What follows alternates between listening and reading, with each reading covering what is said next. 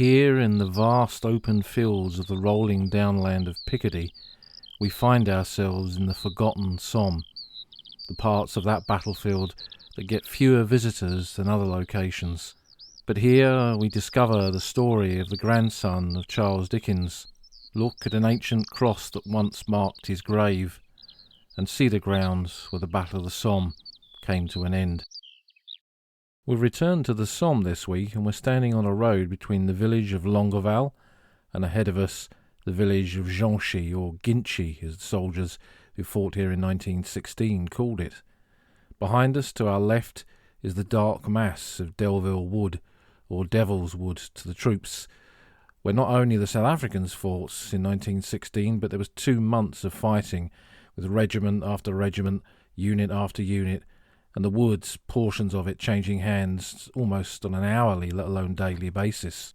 The fields are wide and open here and spread out towards Ginchy ahead of us. Over to our right we can see the village of Guillemont. Beyond that it's close to where the Battle of the Somme began. The village of Hardicourt is there where the French attacked on the 1st of July 1916. Across from that the villages of Mametz and Montauban, where British troops attacked on the southern end of the Somme front. So from here we can see the progression really of the Battle of the Somme, from the opening moments when in this area there was some success on the 1st of July 1916. The German lines between Montauban and Hardicourt were captured, and that success was then exploited in the Battle of the Woods, the horseshoe of woods that characterises this part of the Somme battlefield. First Bernafay Wood and then Trones Wood.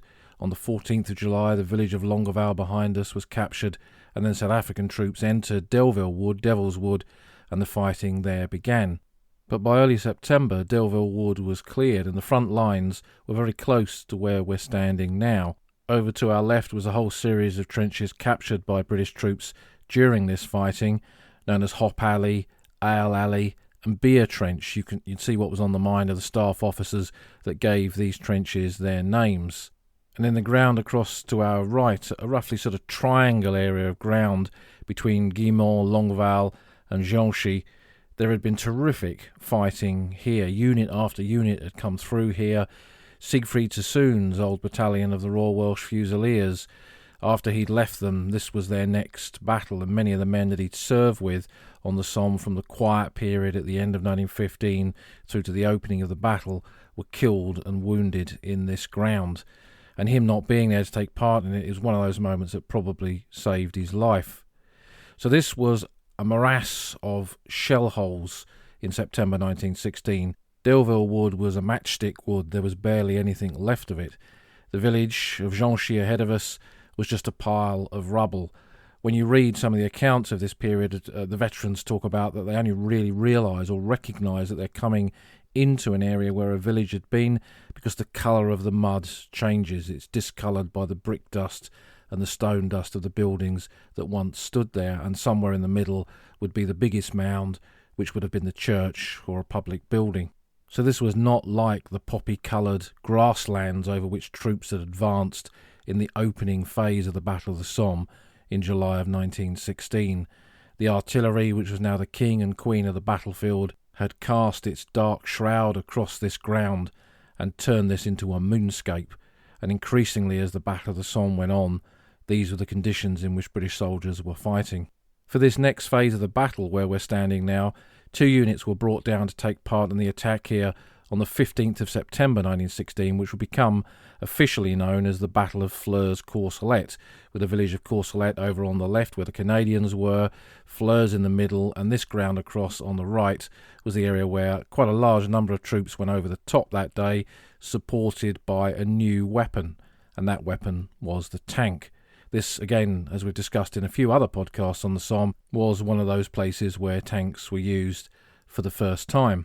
And here, just across to our left, were units of the 14th Light Division. This was a light infantry unit that had spent most of its war fighting at Ypres, coming under flamethrower attack at Hooge in July of 1915, and then taking part in one of the diversionary attacks across the Bellewaerde Ridge on the 25th of September of that same year, which was part of the diversion for the Battle of Loos.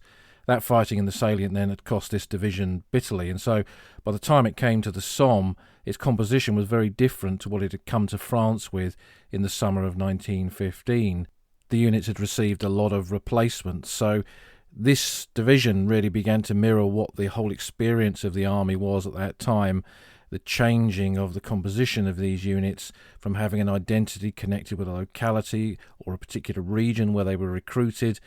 And by 1916, more and more men being drawn from all over Britain were coming into battalions like these, and they were losing that identity. Nevertheless, just across to our left, where the 6th Battalion, the King's Own Yorkshire Light Infantry, went into action, that battalion still retained quite a lot of men of Yorkshire when we look at the casualties that were suffered in this battle, and they were supported here by Tank D1. This was a mail tank, so it was equipped in its sponsons and its turrets on the side of the tank with 2 6-pounder guns, and using these they could drop shells, high explosive shells, onto enemy positions beyond.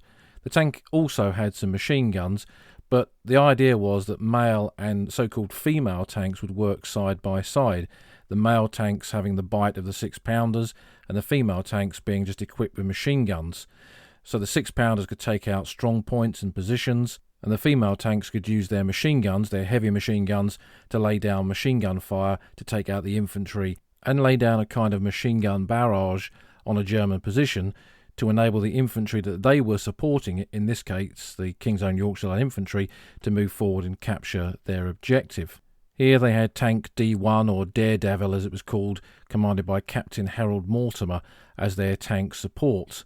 And as they crossed over their front-line trench, the tank was running a little bit late, but it moved up and it began to engage the targets ahead of it. Now you've got to remember, of course, this is the first use of tanks. The Germans have never seen these. I mean, a good chunk of the Tommies that are going into action alongside these beasts have never seen these things either. But the enemy are taken completely by surprise with this. And you've got to put yourself in their place. How would you react to seeing this huge steel beast lumbering across no man's land towards you, spitting fire, whether it's from its machine guns or from its 6-pounder guns? You would panic, and a lot of German soldiers that day did panic and run. And in the account of this tank, it describes how, as the Germans fled from their positions, the machine gun fire accounted for quite a lot of casualties amongst those German troops.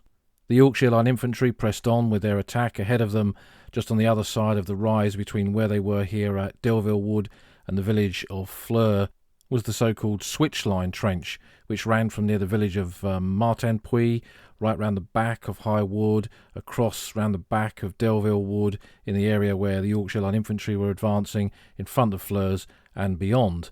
And this was part of their objective in their advance on this bit of ground that day. Mortimer's tank went forward, again assisting them, but it got hit by artillery fire and it shed a track, so its participation in this action to a degree was limited, and this wasn't untypical for the experience of this first use of tanks on the 15th September 1916. One historian later described their use as penny packets. I wouldn't quite go that far myself, but certainly the tanks had a bit of a mixed experience that day, with many teething problems, which would gradually, of course, be overcome, and tanks by 1918 would become an essential part of any military operation here on the battlefield. To the right of the light infantry units, and in the ground that we're about to walk, was the Guards Division. Now, who were the Guards Division? Now, we talk about these divisions, and I know not everybody is interested in them, but they are an essential part of our understanding as to how the army operated on the battlefield and how these battles evolved. The divisions were like the family tree of the army on the Western Front, and knowing their composition and where they fought is all part of that jigsaw that we have in understanding the First World War. The Guards Division was a relatively new formation. It had been formed in the summer of 1915, just prior to the Battle of Loos, by bringing all of the Guards regiments that were in different units on different parts of the front together into one formation. So all those famous regiments like the Coldstream Guards and the Grenadier Guards and the Scots Guards were now joined by the Irish Guards and the more recently formed Welsh Guards, and they formed an entire infantry division from them. So this is 20,000 men with infantry units backed up by the usual artillery, engineers, medical support from the Royal Army Medical Corps, Veterinary Corps, motor transport from the Army Service Corps. This self-contained unit that could fight and supply itself and keep the momentum going when it was on the battlefield. In the summer of 1915, the Guards Division had still retained a very high proportion of pre-war regular soldiers or reservists, men called back for military service, who had perhaps fought in some of the earlier battles, but the Battle of Loos had cost them dearly in the fighting around Loos itself and Hill 70, so again gradually the composition of units like this changed, although the Guards were always throughout the war far more fussy about the sort of men that they took. And when you look at the photographs of training platoons right into 1918 from different Guards regiments, you can see that these are not always men drawn, for example, from the polluted cities of Britain, and therefore short of stature or with the sort of diseases and problems you'd expect from people who grew up in those types of communities. These are quite tall men, physically well built and strong, and that identity that the Guards had is something that they seem to have maintained through the war. The sort of men who fought in Guards regiments were at the two extremes, really, of the class system in Britain. The officers were drawn from the upper class families, often the aristocracy, and there was a big connection between where you'd gone to school and service in a Guards regiment as an officer. So a lot of Guards officers were from Eton or Harrow or some of the top public schools of the day. And amongst the ranks of Guards officers who fought here, for example, was Raymond Asquith. He was the son of the then Prime Minister H.H. Asquith. He would be killed in the attack on Ginchy and the fighting in this area on the 15th September 1916. But also here was Harold Macmillan, who would go on to become Prime Minister himself at the time of the Suez Crisis. He was very badly wounded about 10 days into his battalion's action here in 1916, and that was a wound that was serious enough to get him off the battlefield, and he never served on the Western Front again. In the ranks, these were men drawn from the working class communities right across Britain. There was not necessarily a specific geographical connection between Guards units and a recruitment area, so a typical Guards battalion could reflect the whole of Great Britain at that time. But the class distinctions were very strong. I think again it was Macmillan that describes in his memoirs a titled Guards officer being wounded at Loos in 1915, and his batman asking permission to treat those wounds, not just get it going in there and getting it done. He had to ask permission from someone above him to be able to do his job. So it reflected that whole aspect of what the pre-war society, the Edwardian society in Britain was like. On the 15th of September 1916, they advanced across this ground ahead of us, and their task was to take the village of Ginchy and then advance beyond that to LesBoeufs, which was the next village towards another ridge line, the Morval Ridge. And on the 15th September, the Guards Division did well here. They took this ground and they advanced, and we're going to walk towards that ourselves in the latter part of this walk. Now, as we walk down this lane towards the village of Ginchy, across to our left we can see another little road coming north out of the village towards the next village of Fleur. And the ground there near one of the pylons is sunken. It's a bit of a sunken lane, and the Germans had machine guns in there. And the men of the 3rd Battalion, the Coldstream Guards, were advancing across this ground and were pinned down in no man's land. Their commanding officer was Lieutenant Colonel John Vaughan Campbell, DSO. He'd been the master of a Shropshire hunt before the war and been awarded his Distinguished Service Order for bravery in the Boer War. Recalled as a reservist in 1914, he went across to France and had been in action almost continuously since May of 1915. Now, being the master of a hunt, he'd brought with him a bit of a talisman, a bit of a reminder of the old world, and that was his hunting horn, which he had tucked in his Sam Brown belt. And seeing that his battalion was now pinned down in no man's land effectively by this German machine gun fire, and realising this was a critical situation, he stood bolt upright and sounded the tally-ho with his hunting horn, inspiring his men to leap up, fix bayonets and charge the sunken lane. And this pushed forward the momentum of the attack. The sunken lane was captured, the German machine guns were overcome, and his battalion pushed on and took their objectives.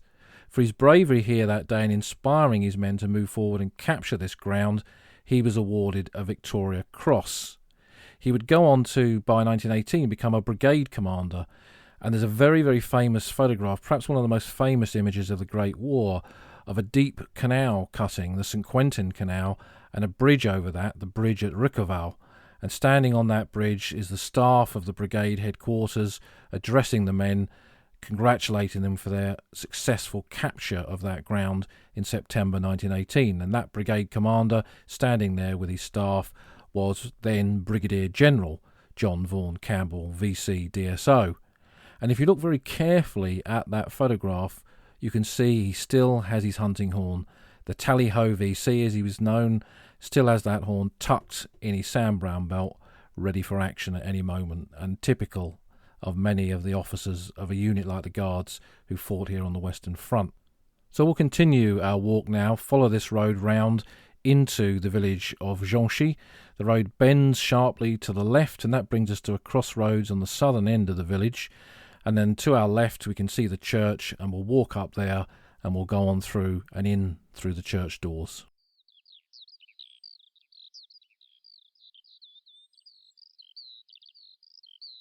We're inside the church at Ginchy, or Ginchy now, and of course this is a 1920s church. The whole village was completely destroyed, not only in the Battle of the Somme, but again in the spring of 1918 when the German offensive came through here and this ground was taken by German troops. And then there was fighting here again in the summer of that year when British troops pushed the Germans back across this ground in the advance towards the Hindenburg line. So what was left of Ginchy at the end of the Battle of the Somme in 1916 was pulverised again by artillery fire in that final phase of the war. So this village was part of that devastated zone of France, and when a handful of villagers returned in 1919, when the war was over, they were forced to live in some of the cellars. They salvaged some of the old Nissen huts from army camps in the area and lived in those. There was some provisional housing that was put up, sort of wooden barrack huts that people lived in, and gradually the village, like all of the others here on the Somme, was rebuilt in the early 1920s. The sort of peak year was 1922-23, when houses and farms and churches like these were rebuilt. Now that's nearly 5 years after the end of the war, and life had to go on, and essential supplies had to be there to assist people, and one of the key ones was water. How do you get water back, and who pays for it? Now, before the French government stepped in and began paying for this themselves, there was quite a few examples of where places in Britain, towns and cities, and even individuals stepped forward to assist communities like this, with that rebuilding and with the provision of services like water. And here in Ginchy, Lady Marie Dickens stepped forward, and she paid for the building of a water tower that would pump water deep out of a fissure and supply fresh, clean water to the people of the village. Well, why did she do this? Well, there's a little bit of a clue in her surname that gives you a bit of an idea behind her identity. Dickens, she's related to Charles Dickens, the author, the Victorian author, and her son, Charles Dickens's grandson, Major Cedric Charles Dickens, had been killed between the village of Ginchy and a place called Loy's Wood, or Lousy Wood, on the 9th of September 1916, and he was buried in a field grave on the battlefield there. And as we've said a few times on this podcast, people memorialise soldiers who fell in the war in very different ways. For her, this was a practical way of remembrance by giving something to a community and helping them emerge phoenix-like from the ashes of the destruction of the Great War. But more than that, she wanted to properly memorialise him on the battlefield where he'd fell. He was buried in an isolated grave, and the incident of him being buried there is described in Johnny Get Your Gun, an excellent Great War memoir by Jack Tucker. He served in Dickens's battalion, the 1st 13th Londons, the Kensingtons, and after Dickens was killed in the fighting near Loy's Wood, Tucker was one of a party of men who went forward and made the grave permanent and put up a wooden cross over it and photographed it and sent that back to Lady Dickens. So once the war was over and she'd helped the people of Ginchy, she came here in 1921 and she requested that her son's grave remain where it was rather than be concentrated into a larger cemetery, and she bought the land on which it stood through no doubt speaking to the mayor of the village. A garden was made around the grave with a seat, and later an oak cross was put up on that spot. She then visited the grave on a yearly basis right up to the outbreak of the Second World War. She sadly passed away in 1940, And post-Second World War, the Dickens family approached the people of Ginchy and asked them if they would like the land back in some ways. But like many communities, they were proud of the connection, proud of the sacrifice that surrounded them, and didn't want that memorial and that site to go.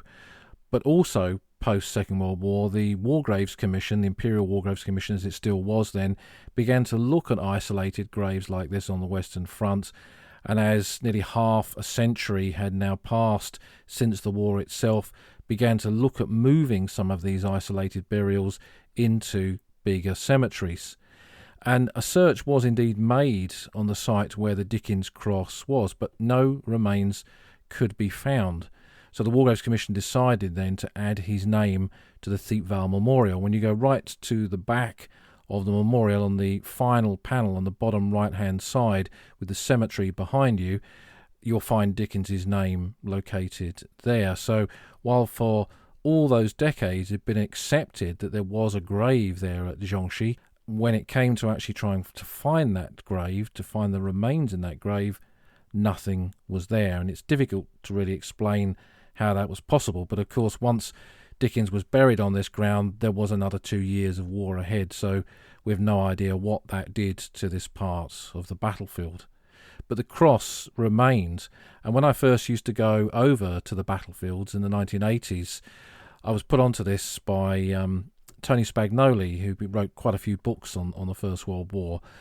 He was fascinated by the Dickens story, and he gave me the directions of how to go there. And it was set out in a field. The garden was now sadly all overgrown, but you could see many of the original trees and bushes form part of this jungle that surrounded the cross. Tom Fairgrieve, who used to work up in Delville Wood, who was a War Graves Commission gardener, he used to keep an eye on the site and make sure that the trees didn't damage the cross. And it wasn't a very well-known place. It was marked on the French maps at the time, but not many people knew it was here. I mean, in those days, hardly anybody came across the battlefields anyway. But I went there with my old friend Jeff Bridger one time, and we went to have a good look at this. And as we emerged from that jungle of bushes and trees there, we could hear voices. And there was a tour group being led by a well-known battlefield guide of the time, telling his group how no one ever came to this part of the battlefield. And there we were, the two of us, emerging from the thicket, which didn't go down too well with him in many respects. But we said our hellos and we carried on. And what eventually happened here is that the site couldn't be left in that condition. So in 1996, on the 80th anniversary of the Battle of the Somme, a new memorial park was made with the original cross at the heart of it. And then 10 years on again, in 2006, the Dickens family decided that they would replace the original cross, which was showing a little bit of signs of wear, with a new cross, and move the original cross into Ginchy Church, where we are now. And that cross, together with a brass plaque, memorialises Dickens here. And I think it's both a cross and a memorial that people did not realise is in this church. It's not always open, the church, but if you go to the mairie, the village hall opposite, or the farms opposite, they have the key and would be delighted to let you in to come and have a look. But it isn't the only memorial in this church, and in the years of going round the battlefields and obviously having the benefit of being able to speak French, knocking on doors and talking to locals, you discover more and more that there are these little hidden memorials tucked away in different places. And the plaque that's on the wall of the church here, very close to where Dickens' memorials are, commemorates Lieutenant Charles Patrick Michael Irwin. Now you need your Latin head on to understand this plaque, and I'll put a picture of it, and indeed the Dickens cross and the brass plaque to him, on the Old Frontline website, oldfrontline.co.uk. The inscription on this plaque is entirely in Latin, and Charles Irwin was a lieutenant in the 7th Battalion of the Royal Irish Fusiliers. He was killed on the 10th of September 1916, the day after Dickens, close to the village of Ginchy, age only 19, a typical young subaltern, a platoon commander killed leading his men into battle. Now he does have a headstone. It's not a grave as such, because he has a special memorial in Delville Wood Cemetery, stating that he is believed to be buried in that cemetery. And he came from quite a well-to-do family. They were Catholics, so to commemorate him here in Latin in a Catholic church for them was quite an apt thing to do. And they lived in a place called Hannington House, which is in a small Hampshire village. So again, this memorialisation of the generation of the Great War, we see lots of different types of memorials scattered, not just across the battlefields of the Great War, but at home as well. I'm sure it's not a village that I've been to, but if you went to this village, I'm sure in the church or in the cemetery there, you may well find even more memorials to Lieutenant Irwin, commemorating him in the place from whence he came. So we'll exit the church now and turn left and go back onto the main road that runs through this part of the village. We'll see the village war memorial here. There's quite a nice statue of a French poilu, a French soldier here. And it's only a small village, Ginchy, both then in 1916 and now. But yet we can see there's not an inconsiderable number of names on the village war memorial. And it brings home that terrible impact that the war had on communities like this right across France, with nearly 1.4 million French dead by the end of the Great War. So we'll walk down the main streets to the crossroads that we came up through before. Here we'll turn left and go out of the village, and we'll follow a road, the Rue de Morval, roughly eastwards, out across, again, big open fields towards where the road bends a little bit, and there's a track going off to our left, and here we'll stop.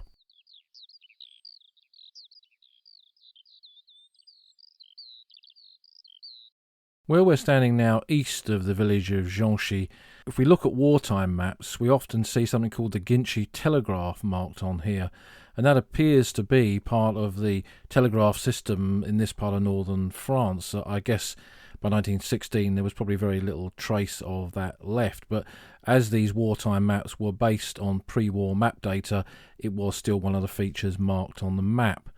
Ahead of us, the road dips and moves towards a ridge line, which is the Morval Ridge, and the village of Morval is ahead of us too.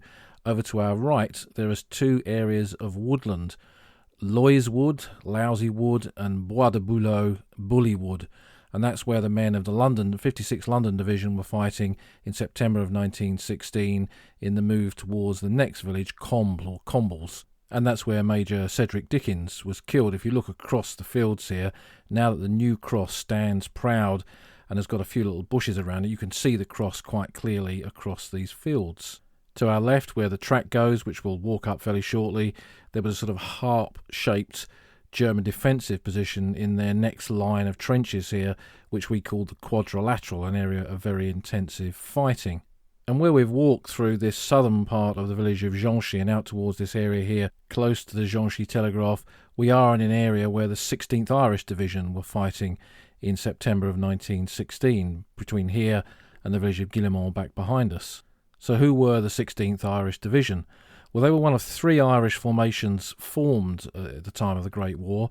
The 10th Irish Division that fought at Gallipoli and then in Salonika, and then the 16th Irish Division, raised in 1914, who fought at Hulloch and around Lewes, and then here on the Somme and in later battles on the Western Front, and the 36th Ulster Division, who most famously fought at Thiepval on the first day of the Battle of the Somme, but two went on to fight in battles like Messines and Passchendaele later on in the conflict. Ireland was one country in 1914, but the 10th and 16th Irish Divisions largely recruited in the south and recruited amongst southern regiments like the Royal Dublin Fusiliers, the Royal Munster Fusiliers, the Connaught Rangers, the Royal Irish Fusiliers, and the Ulster Division recruited largely in the north from regiments like the Royal Enniskillen Fusiliers and the Royal Irish Rifles. Now, there was some blurring of the boundaries here, so not every Catholic served in the 10th and the 16th Irish Divisions, and every Protestant served in the Ulster Division. But when you look at the casualties suffered amongst the Irish units of the 16th Irish Division in the ground where we are now, we can see they are from communities that are largely in Southern Ireland, which of course became a new country, a separate country, following the First World War. And in many respects, the history of these regiments and these men that fought here was to a degree forgotten, something that has only really changed in recent decades. And every year, for many years now, there's been a commemoration of the men from this division and from these Irish regiments who fought here in this part of the Battle of the Somme, and rightly so. This corner of the Somme battlefield was costly for the 16th Irish Division. In 10 days, from the 1st to the 10th of September 1916, they lost 240 officers and 4,090 men in the fighting here. So this was a costly battle for them, and the vast majority of their dead from this fighting are commemorated on the Thiepval Memorial to the Missing. The shell-swept nature of the ground here meant that even field graves could be destroyed, and a good example of that is Tom Kettle. He was an Irish nationalist MP and poet who was killed in the fighting here in September 1916, buried close to the village of Ginchy, but after the war his grave could not be found and his name is listed on the Thiepval Memorial to the Missing. Tom Kettle was probably one of the most important Irishmen of his generation. Intelligent, influential, a friend of James Joyce, he was one of those that believed passionately in Home Rule for Ireland. But in 1914 he put his politics to one side and enlisted in the British Army because Germany was now the greater enemy to Ireland, he felt, and many Irishmen of his generation felt the same. Kettle, of course, would never live to see an independent Ireland, but the route to that even being possible really was probably paved with the sacrifice of men like him in battles here on the Western Front or at Gallipoli or in Salonika. And it's good that over a century later that finally the sacrifice of men like these is now widely recognised in Ireland and indeed beyond, because this is all part of our understanding of the wider picture of the Great War and the fighting here on the Western Front. We'll take that track off to our left now and it'll cut us across the fields close to where the quadrilateral was located, that German defensive position, bring us out onto the Ginchy-les-Boeufs road. We'll turn right here and just up on the left is the Guards Division Memorial. This is the memorial placed here on this part of the battlefield where the Guards Division were attacking through the village of Ginchy onwards towards the Morval Ridge and the village of LesBoeufs, and it overlooks the ground in which the division fought its battle here in 1916. Like the Irishmen, this was a costly battle for them. The Guards lost over 7,000 casualties, killed, wounded and missing in about 3 weeks of fighting here in September of 1916. As we walk past the Guards Division Memorial in the approach to the cemetery we can see ahead of us, just on our left is another memorial. Now, originally this was out in the fields. It's just recently been moved. My daughter, Poppy, who still lives on the Somme battlefields, sent me some photographs of this recently. The commune of LesBoeufs have moved it from its original position right onto the edge of the road now. And this memorial is the Meakin Memorial. Captain Herbert Percy Meakin was in the 3rd Battalion, the Coldstream Guards, serving in the Guards Trench Mortar Battery, and he was killed near here on the 25th of September 1916. Born in India in 1891, he was the son of a brewer who had died in Australia when Meakin was just 4 years old, and his mother died in 1912. Educated at Oxford, he was commissioned on the outbreak of war, and he served with the Guards until he was killed here in September 1916.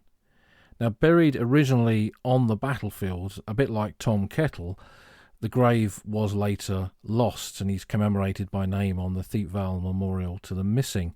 But the ground where he died was bought not by his parents, because of course they had predeceased him before the war, but by his sister who was living in southern France. Now, when I first came to the Somme in the 1980s, I came out here and the Meakin Memorial was obviously then still out in the fields. It was surrounded by some wrought iron fencing and was not in bad condition then, but jumping on a decade when I lived at Courcelette, I was asked by the then Western Front Association Memorials officer, Barry Thorpe, to come out and catalogue quite a lot of the private memorials that existed on the Western Front and see what sort of condition they were in prior to the WFA looking into trying getting some of these renovated. And by that stage, the Meakin Memorial was in poor condition. It had been struck by a tractor. The wrought iron fence had been damaged, the pieces of which were picked up and have been saved, and the idea was eventually to get it restored. But that hasn't sadly happened, and it's one of many memorials like this that are just left on the battlefields. This one appears to have now been taken up by the local commune, and as I say, they've moved it. So it's out of context now from its original siting to a position that is more easy to access right by the side of the road. But whether that's a good outcome for the memorial is yet to be seen. But it is one of many memorials like this, largely to missing soldiers such as Meakin, whose bodies were never found, paid for and placed on the battlefield, often by wealthy families who could afford to do things like this to commemorate a soldier who was missing in action before the great monuments to the missing were built, were even discussed. So people didn't know how these missing soldiers would be commemorated, and stepped in themselves to do it with the construction of memorials like this. So we'll continue along this road. It goes into a steep sunken part now, and that brings us to the steps of a military cemetery.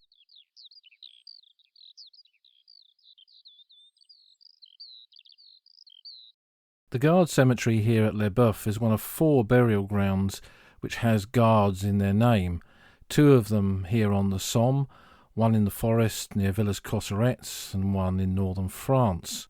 This one has its origins back to the Guards Division attack across this ground in September of 1916, when the 2nd Battalion, the Grenadier Guards, buried 40 of their men who'd been killed in action on the 25th of September in what became the nucleus of this cemetery. Post-war, it was selected as a site to become a main concentration cemetery for this part of the battlefield, and now there are 2,911 British burials, 209 Australian, 11 New Zealand, and 5 Canadian. There are 1,643 unnamed graves, and that's more than half of the total. So when we walk around the rows here, we see that the vast majority of the men buried in here are not identified. And it covers a period of the Battle of the Somme from September of 1916 right through to the end of it, and there are some graves from the spring of 1918 in here as well.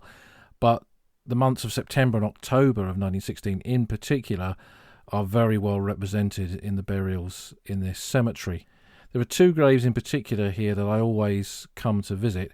One, as you come up the steps and go to your right in the plot there, is the grave of Major Home Peel, DSO MC.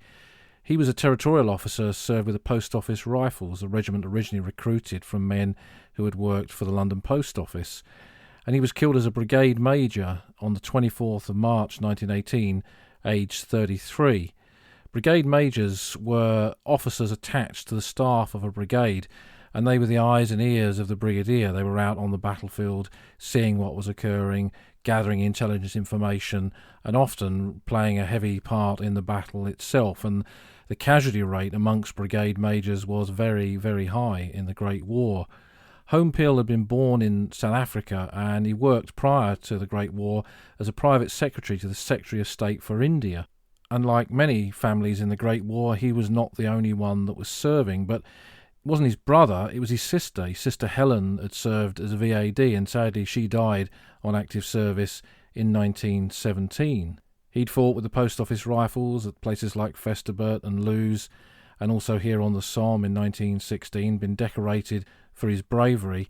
And when he was fighting as a brigade major in the German offensive of March of 1918, he was in charge, from the information that we can gather on his history, of a sort of a scratch mob of men, and many soldiers were cut off from their unit at that time, and he was killed somewhere near LesBoeufs and was buried originally by the Germans. And a German officer wrote home to his wife to tell her that his body had been found and that he'd been given a decent burial and that the grave was marked.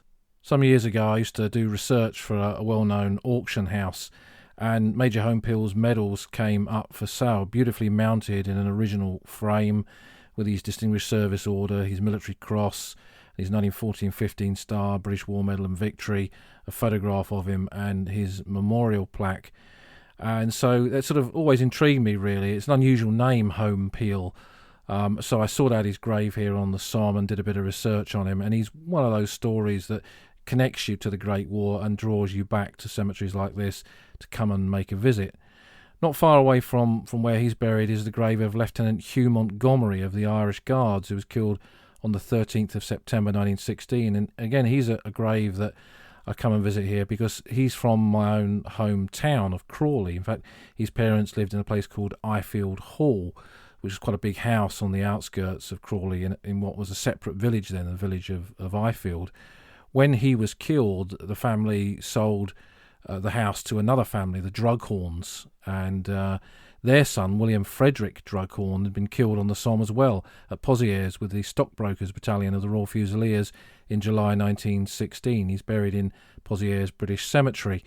So this house that I used to go to a lot as a kid, it was used for a lot of local events, was a place connected twice over to the Somme. And I discovered one year when I went there to an event that in the grounds of it was a beautiful sundial commemorating not Montgomery but Drughorn. But it made me think about the tragedy really that had taken place in this house during the Great War. Two families really in the shadow of loss because of the Battle of the Somme, because of the Great War. The Montgomerys, having lost their son, departed never to return to Crawley. And then the Drughorns came in and bought this big house, put this memorial to their son in the garden, and both families forevermore reflected on the loss of those boys here on these fields of the Somme in 1916. So again, it's one of those stories that connects us to places like this, and I think it almost impels us to return, and hopefully soon we will all return to do that once more. So we'll depart the Guard Cemetery now. It's got a beautiful white stone path that runs through the central part of the cemetery, and that leads us to the steps and out and down onto the road. Here we'll turn left, walk into the village of LesBoeufs, and that will be our next stop.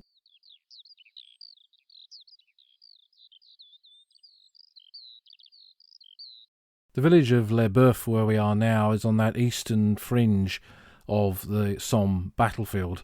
Like the village of Ginchy, where we were before, LesBoeufs was completely destroyed in the First World War, and the villagers had to make do when they came back here and again live in very primitive conditions before it was rebuilt. There's very little trace of the war itself in this village, although the main square is dedicated to the men of Canterbury, because Canterbury twinned with LesBoeufs after the First World War. So whereas in Ginchy, Lady Dickens helped them as an individual, here the whole people of Canterbury twinned with this village to help with the reconstruction in the post-war world, a connection that was lost many decades later.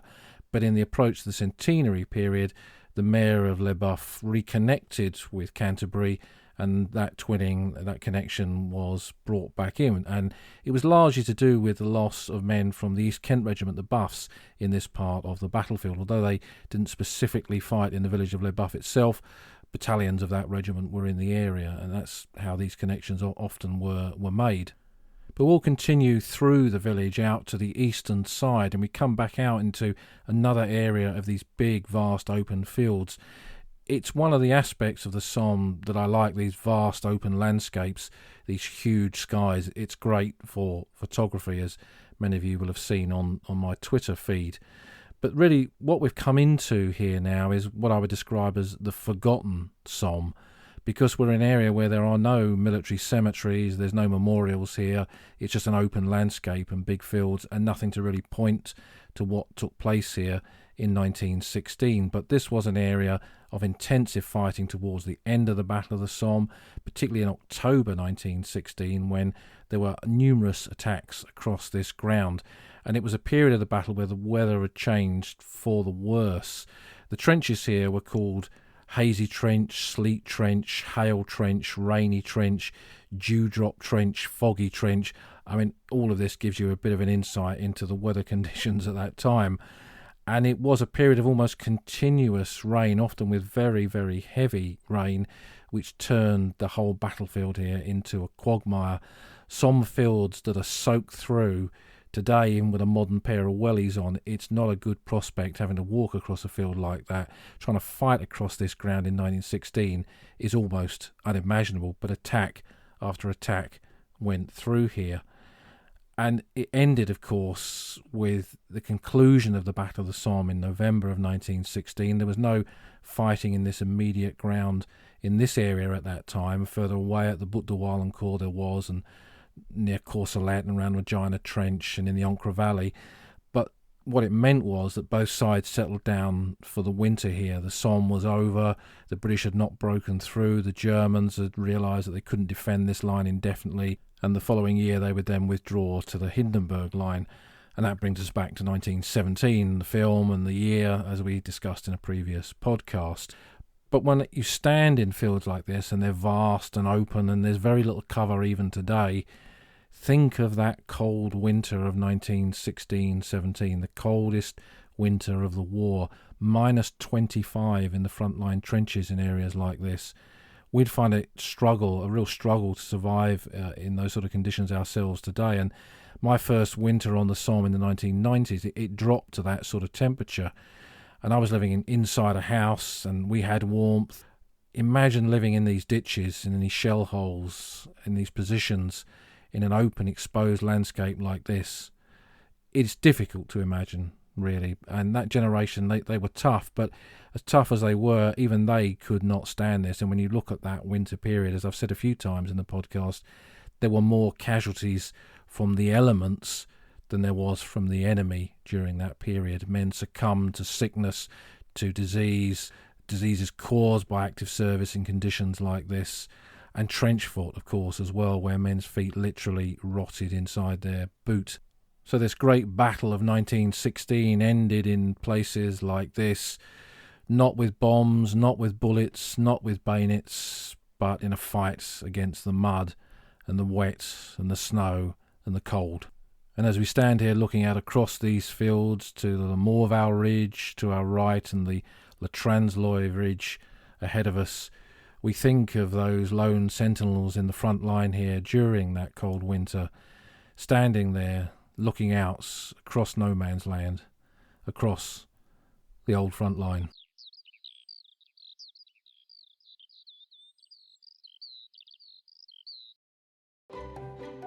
You've been listening to an episode of The Old Front Line with me, military historian Paul Reed. You can follow me on Twitter at Somcorps. You can follow the podcast at Old Frontline Pod. Check out the website at oldfrontline.co.uk, where you'll find lots of podcast extras and photographs and links to books that are mentioned in the podcast. And if you feel like supporting us, you can go to our Patreon page, patreon.com/oldfrontline, or support us on Buy Me a Coffee at buymeacoffee.com/oldfrontline. Links to all of these are on our website. Thanks for listening, and we'll see you again soon.